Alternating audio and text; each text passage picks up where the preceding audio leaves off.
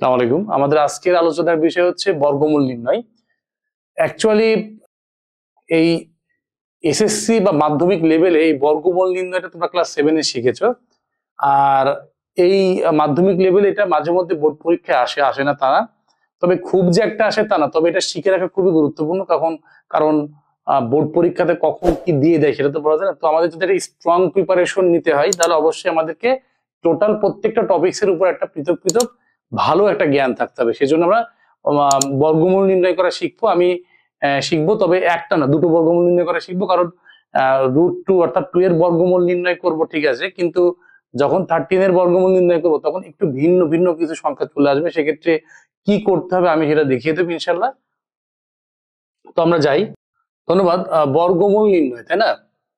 আমি একদম টোটাল এক্সপ্লেনেশনটা এত খুব সূক্ষ্মভাবে দেবো এবং সুন্দরভাবে দেবো। মানে তাড়াহুড়ো করবো না, একদম ধরে নেবো তোমরা জীবনে কখনোই বর্গমূল নির্ণয় করো না, তবে এটা ভাগ পদ্ধতি। এটা ভাগ পদ্ধতিতে বর্গমূল নির্ণয়। তাহলে 2 এর বর্গমূল নির্ণয়, 3 দশমিক স্থান পর্যন্ত এখানে 2 লিখলাম, এই যে। এখন এখানে আমি 1 নেব, তাহলে এককে কত হলো 1। এখানে বিয়োগ করলে কত হবে 1। স্যার এখানে 1 নিলাম কেন? এখানে একটা সুন্দর কথা আছে। মনে করো আমি যখন 13 এর বর্গমূল নির্ণয় করব তখন তাহলে কি করব বলতো? 6 দুগুণী 12 নেব। খবরদার না, খবরদার না, 6 দুগুণী 12 না। আমাকে চিন্তাটা এইভাবে করতে হবে যে 9 এর সব থেকে কাছাকাছি বা নিকটতম পূর্ণবর্গ সংখ্যাটা কত। সরি, 13 এর সব থেকে কাছাকাছি পূর্ণবর্গ সংখ্যা হচ্ছে 9। এই জন্য 9কে আমরা 3 × 9 লিখবো। আমি কি বোঝাতে পেরেছি? ধরো তোমাকে বললো যে 28 এর বর্গমূল নির্ণয় করো, কত বলতো? 28। তাহলে তুমি কি করবে? তাহলে তোমাকে 14 দুগুণে 28 লিখতে হবে না, কখনোই না। তুমি ভাববে 28 এর সব থেকে কাছাকাছি পূর্ণবর্গ সংখ্যাটা কত, মানে ছোট, 28 এর থেকে ছোট, বড় না। 28 এর থেকে ছোট সব থেকে কাছাকাছি পূর্ণবর্গ সংখ্যা হচ্ছে 25। তখন লিখবে কত? 5 × 5 = 25। আমি আশা করি বোঝাতে পেরেছি। সো এখানে আমি এককে 1 নিয়েছি। হ্যাঁ, এবার দেখো প্রসেসটা কি। প্রথমত এই বর্গমূল নির্ণয়ের প্রসেসটা বা প্রসিডিউরটা তোমাদের জানতে হবে। এইখানটাতে কি করতে হবে? এইখানে যা থাকবে তার ডাবল নিতে হবে। নিয়েছি, নিয়ে ফেললাম। এবার দেখো ভাজ্য থেকে ভাজক বড় হয়ে গিয়েছে, তখন সিম্পল ভাগ অনুসারে আমাদের এখানে পয়েন্ট নেওয়ার পরে শূন্য নিতে হবে। তবে হ্যাঁ, মনে রাখবা বর্গমূলের ক্ষেত্রে, বর্গমূল নির্ণয় করার ক্ষেত্রে অবশ্যই 2টা করে জোড়ায় জোড়ায় শূন্য নিতে হয়, জোড়ায় জোড়ায় শূন্য নিতে হয়। তাহলে আমি এখানে 1 জোড়া শূন্য নেব। তবে একটা সুন্দর কথা বলে রাখা ভালো, 1 জোড়া শূন্য নিলে ফ্রি, 2 জোড়া শূন্য নিলে ওই 2 জোড়ার মধ্যে থেকে 1 জোড়া, একটা শূন্য, এদেরকে সরকারি খাতে ট্যাক্স হিসাবে জমা দিতে হয়। আমি এই গল্পটা ঠিকই 13 এর বর্গমূল নির্ণয় করার সময় এই টাইপসের একটা প্রসেস আসবে, তখন আমি শিখিয়ে দেবো ওই পজিশন আসলে। তো 2টা শূন্য আমি নিলাম। আমি বলেছি কিন্তু আরেকটা কথা বলে দিচ্ছি, বর্গমূলে কিন্তু কখনোই একটা শূন্য নেওয়া যাবে না, জোড়ায় জোড়ায় হয়। 1 জোড়া, না হয় 2 জোড়া, না হয় 3 জোড়া, না হয় 4 জোড়া করে তোমাকে নিতে হবে। তাহলে আমি কিন্তু 1 জোড়া শূন্য নিয়েছি। তবে আর একটা জিনিস মনে রাখতে হবে বর্গমূলের ক্ষেত্রে, খুব সুন্দর একটা কথা, তা হলো কাটা দিয়ে কাটা তোলা। কি বলো? কাটা দিয়ে কাটা তোলা। স্যার আপনি এই কথাটা বা এই সেন্টেন্সটা কেন ব্যবহার করলেন, উক্তিটি, যে কাটা দিয়ে কাটা তোলা? কারণ হচ্ছে দেখো, এখন বিষয়টা হচ্ছে স্যার আমি এখানে কত নেব, এখানে যা নেব এখানেও তাই নিতে হবে। কিন্তু কত নেব, দিস ইজ টু ইম্পর্টেন্ট। এটা কত নেব এটা বোঝার জন্য কি করতে হবে, এখানে ধরো আমি 1 দিয়ে টেস্ট করব, আমি 1 দিয়ে টেস্ট করব। এখানে কত নেব অ্যাকচুয়ালি আমি স্টারের জায়গায়, ধরো আমি 1 দিয়ে টেস্ট করব। তাহলে 2 এর পাশে যদি আমি 1 নিই তাহলে কত হলো? 21। কত নিলাম? 2 এর পাশে যে সংখ্যাটা আমি নিলাম তাহলে সেটা হয়ে গেল 21, অর্থাৎ 1 নিলে 21 হয়ে গেল। 21 এখন টোটাল একটা সংখ্যা হয়ে গেল। কত নিয়েছি? 1। ওই 1 দিয়ে আবার টোটাল সংখ্যাটাকে গুণ করবে, তাহলে কত হয়ে গেল? 21। দেখো তো 21 কি 100-র আশেপাশে যায়? যায় না। এই জন্য তখন কি করতে হবে, আমি 1 নেওয়ার সিদ্ধান্ত মুছে ভুলে গেলাম, তখন আমি 2 নিলাম। 2 নিলে কত হয় 44, তাও দেখো 100-র আশেপাশে যায় না। তখন আমি একবারে বুদ্ধি করে 4 নিলাম, এই 2 এর পাশে 4 নিলে কত হয় 24। আর কাটা দিয়ে কাটা তোলা এই কথাটা কেন ইউজ করা হয়েছে, তুমি যেই সংখ্যাটা নেবে, যে অঙ্কটা নিয়ে একটা সংখ্যা তৈরি হবে, সেই সংখ্যা দিয়েই আবার টোটাল সংখ্যাটাকে গুণ করতে হবে। দেখো কত হয় বলতো 96 হয়ে গেল। কত হয় 96, অর্থাৎ 96। ফর দ্যাট আমি এখানে কত নেব, এখানে 4 নেব বলে এখানেও 4 নেব। এবার দেখো ওই এখানে 4 নেওয়ার পর 24 হয়ে গেল, 24 কে এই 4 দিয়ে গুণ করলে 96 হয়, এই দেখো 96। এবার ভাগ পদ্ধতিতে করে ফেলবো। এবার এখানে বিয়োগ করলে কত হয় দেখো তো 4 হয়, তাই না? 4 হওয়ার পরে এবার দেখো এই পয়েন্ট ব্যতীত, পয়েন্টকে স্কিপ করে এই সংখ্যাটাকে পড়লে কত হয় 14। 14 এর ডাবল কত 28। কত 28। দেখো আবার দেখো ভাজক বড় হয়ে গেল, ভাজ্য ছোট হয়ে গেল।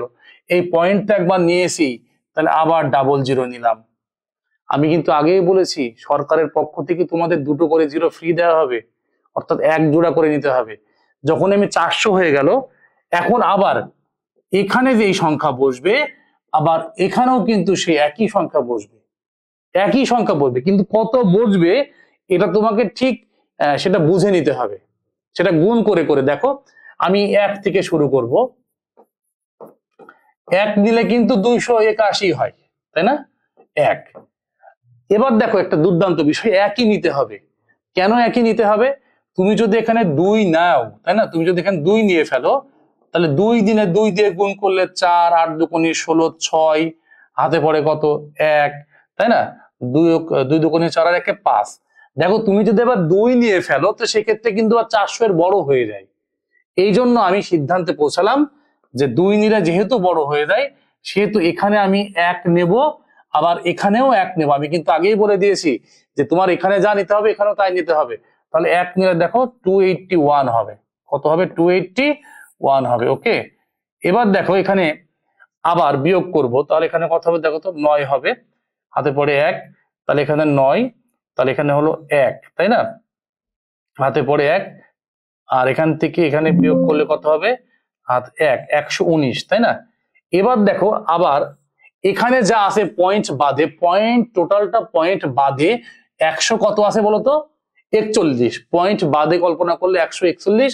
141 এর ডাবল কত হয় বলতো 282, 282, এই যে 282। এবার দেখো সেম প্রসেস, আবার কিন্তু ভাজক বড় হয়ে গেল, ভাজ্য ছোট হয়ে গেল। তাহলে আমাকে সরকারের তরফ থেকে 2টো শূন্য ফ্রি দেওয়ার কথা বলা আছে, 2টো শূন্য আমি ফ্রি করলাম। তো এবার যেটা হচ্ছে দেখো, আমি ঠিকই বুঝতে পারছি যে 200 এর পাশে আমাকে 4 নিতে হবে। কত নিতে হবে 4 নিতে হবে। তাহলে এখানেও যদি আমি 4 নিই, এখানেও যদি 4 নিই, তাহলে 4 দিয়ে গুণ করবো, তাহলে কত হয় দেখো 4 4 16, হাতে পড়ে 1, 4 দুগুণে 8 আর 1 9, তারপর দেখো এখানে 4 8 কত 32 এর 2, হাতে পড়ে 3, আবার 4 দুগুণে 8 আর 3 11, তাই না? এখানে গুণ করলে কত হচ্ছে 11,200, অর্থাৎ 11296। অর্থাৎ এখানে 282, এখানে 4 নিতে হবে, তাই না? 4 নেওয়ার পরে যেটা হচ্ছে এখানে 4 দিয়ে গুণ করলে আবার যে সংখ্যা এখানে নেব সেই সংখ্যাটা এখানে নেব, আবার ওই সংখ্যা দিয়ে ওটাকে গুণ করতে হবে। তাহলে গুণ করলে কত হবে 11296। ওকে, এবার বিয়োগ করি দেখো, তাহলে 10 থেকে 6 বাদ দিলে কত হবে 4, হাতে পড়ে 1, তাহলে এখানে মিলে গেল কত হলো 0। 10 থেকে 10 বাদ দিলে 0, হাতে পড়ে 1, তাহলে এখানে কত থাকে 1 3, তাহলে 9 থেকে 3 বাদ দিলে কত হয় 6, এটা 604। এবার দেখো আমাদের 3 দশমিক স্থান পর্যন্ত বলেছিল, হ্যাঁ 3 দশমিক স্থান পর্যন্ত বলেছিল, আমাদের কিন্তু 3 দশমিক স্থান পর্যন্ত কিন্তু হয়ে গিয়েছে। এই জন্য, আর এটা একটা চলমান প্রসেস, এটা সারা জীবন নির্ভর চলতে থাকবে, অর্থাৎ এর বর্গমূল একটি কি অমূলদ সংখ্যা হবে। এবার আমাদের 13 এর বর্গমূল নির্ণয় করতে বলেছে। এটা একটু ইম্পর্টেন্ট, কেন এইটার মধ্যে একটা আলাদা একটা নিয়ম চলে আসে, যেখানে একটি স্পেসিফিক নিয়ম আছে, এটা খুব ইম্পর্টেন্ট। 13 এর বর্গমূলটা পরীক্ষাতে আসলে এটাই আসে। তো বর্গমূল নির্ণয়টা আমরা শিখবো। হ্যাঁ 13 আমরা কিন্তু 13 কাছাকাছি সংখ্যা 12, 6 দুগুণে 12 লিখবো না। 6 দুগুণে 12 কিন্তু আমরা লিখবো না। কি লিখবো আমরা দেখবো যে 13 এর থেকে ছোট কাছাকাছি পূর্ণবর্গ সংখ্যাটা কত 9। এই জন্য আমরা কিন্তু 9 কে টার্গেট করে 3 × 9 লিখবো। হ্যাঁ, বিয়োগ করলে কত হবে 4। আমি আগেই বলেছি যে এখানকার ডাবল, এই যে এখানকার ডাবল এখানে হবে, তাহলে 3 দুগুণে কত হলো 6 হয়ে গেল। ওকে, এবার দেখো এখানে ভাজকটা কিন্তু বড় হয়ে গেল, তাই না? ভাজকটাই কিন্তু বড়, ভাজক বড় হয়ে গেলে আমাদের পয়েন্ট দিতে হবে। দেওয়ার পরে কি করতে হবে, এখানে একটা সুন্দর নিয়ম চলে আসবে এরপরে আর কি, ডাবল জিরো নিতে হবে, 2টা জিরো। হ্যাঁ, আমি আগেই বলছি 2টা জিরো নেওয়ার জন্য কোনো সমস্যা নেই, সরকার থেকে 2টো জিরো ফ্রি দিয়েছে। কিন্তু একই সঙ্গে যখন তুমি 4টা জিরো নেবে, এক জোড়া জিরোর জন্য কোনো সমস্যা নেই, কিন্তু যখন তুমি আর এক জোড়া শূন্য নিতে যাবে তখন ট্যাক্স হিসেবে একটি শূন্য সরকারি খাতায় জমা দিতে হবে। সেটা কি হবে একটু পরে নিয়মটা আসবে। আসলে এখানে যা বসবে স্টার চিহ্নর জায়গায়, এখানেও সে একই সংখ্যা বসবে, আবার ওই সংখ্যা দিয়েই টোটাল এই সংখ্যাটাকে গুণ করতে হবে, অর্থাৎ কাটা দিয়ে কাটা তোলা। আমি একটু টেস্ট করি, মনে করো সাপোজ যে আমি যদি 6 এর এই স্টারের জায়গায় যদি 1 নিই, তাহলে এখানে 1 হবে, তাহলে এখানে 1, তাহলে কত হবে, এখানে 1 দ্বারা গুণ করলে 61। দেখো 2 দিয়েও আশেপাশে যাবে না, তুমি যদি এখানে 3 নাও, তুমি যদি 3 নিয়ে গুণ করে এখানে 3 নাও, এখানে 3 দিয়েই গুণ করলে ওর আশেপাশে যায় না, 4 দিয়েও হয় না, 5 দিয়েও হয় না। দেখো 6 যখন নেব আমি, তাহলে এই 6 এর পাশে যখন 6 নেব তখন সংখ্যাটা কিন্তু 66 হয়ে যাবে। আর তখন আমি যখন 6 দিয়ে গুণ করব, 6 সব 36 6 হাতে পড়ে 3, 36 আর 3 39, তখন 300 কত হয়ে যাবে 96, তাই না? তাহলে আমি বুঝতে পারছি যে আপাতত আমাকে এর পাশে এখানে 6 নিতে হবে, ওখানে 6 নেওয়ার কারণে এখানেও কত নিতে হবে 6 নিতে হবে। আবার কাটা দিয়ে কাটা তোলা, মানে এখন ওই সংখ্যাটা দিয়ে ওই সংখ্যাটাকে গুণ করতে হবে। তাহলে গুণ করলে কত হলো 396। এখানে এবার বিয়োগ করলে কত হবে দেখো 4। এইবার একটা দুর্দান্ত বিষয় আসবে, দেখো তোমরা সবাই একটু মনে রাখবা, এটা খুবই ভালো একটা বিষয় এবং খুব ভালো করে খেয়াল রাখবা। তা হলো এই পয়েন্টটা বাদে টোটাল সংখ্যাটাকে আমি যদি পয়েন্টটাকে স্কিপ করে যদি আমি এটাকে বিবেচনা করি, তাহলে এটা 36 এর ডাবল কত হবে, 36 এর ডাবলটা কত হবে 72, তাই না? এই যে 72 হয়ে গেল, তাই না? এবার দেখো আমি পয়েন্টের জন্য কিন্তু ডাবল জিরো নিলাম, এইখানে একটা নতুন নিয়ম ইনক্লুড হবে। দেখো আমি 2টা শূন্য নিচ্ছি, ঠিক আছে, আমার এখন এখানে যা বসবে, হ্যাঁ, এখানে সেই একই সংখ্যা বসবে, তাই না? প্রবলেমটা কোথায় দেখো, এখানে সর্বনিম্ন কিন্তু আমাকে 1 নিতে হবে, 1 নেওয়া যেতে পারে, 1 থেকে শুরু করতে হবে, তাই না? আমাকে স্বাভাবিক সংখ্যা নিতে হবে না। এখানে কিন্তু আমি যদি 72 এর পাশে যদি আমি 1 নিয়ে ফেলি, সেটা কিন্তু তাহলে 721 হয়ে গেল। তাকে যদি আবার 1 দিয়ে গুণ করি, তাহলে কিন্তু 721 হয়, যা কিন্তু 400 এর থেকে বড়। 1 নেওয়ার পরে এখানে ডাবল জিরো নেওয়ার পরেও কিন্তু এটা বড়ই থেকে যাচ্ছে। ফর দ্যাট আমাকে কি করতে হবে, তখন আমি ভালো করে বলছি, একটা অর্থাৎ 1 জোড়া শূন্য নিয়ে তখন আমার কাজ হচ্ছে না, তাহলে আমাকে কি করতে হবে 2 জোড়া শূন্য নিতে হবে, এই যে 2 জোড়া। আর এই 2 জোড়া শূন্য নেওয়ার কারণে বলেছিলাম তোমাকে, কি বলেছিলাম, যে 2 জোড়া শূন্য নিতে হলে প্রথম জোড়া শূন্যটা তুমি ফ্রি পাবে, কিন্তু আর এক জোড়া শূন্য নিতে হলে এই শূন্যের জন্য, এই 2টা শূন্যের জন্য একটা শূন্য তোমাকে ট্যাক্স হিসাবে সরকারি খাতায় জমা দিতে হবে। তাহলে এই ডাবল জিরো তুমি এখানে জিরো নিয়েছো, আর তোমাকে বলেছিলাম ওখানে যা নিতে হবে এখানেও সেই একই সংখ্যা নিতে হবে, একই সংখ্যা নিতে হবে। এবার দেখো এর পাশাপাশি এখানে কোন সংখ্যাটা বসবে, এখানে কোন সংখ্যাটা বসবে, তাই না? এটা মুখ্য বিষয়।